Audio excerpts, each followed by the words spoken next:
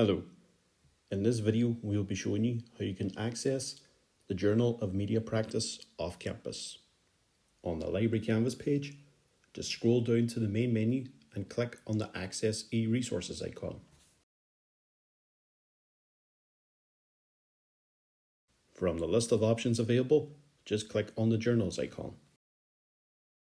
Now on the Journals page, just scroll down until you find the Journal of Media Practice icon and then just click on that.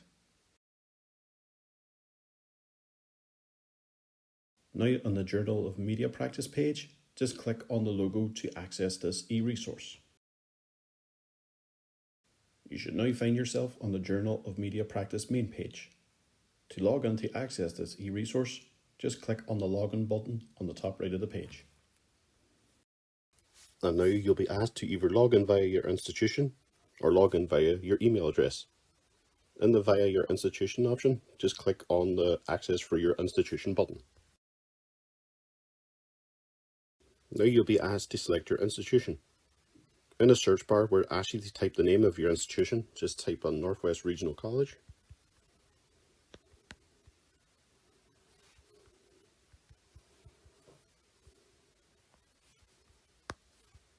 And when that appears as an option underneath, just select that.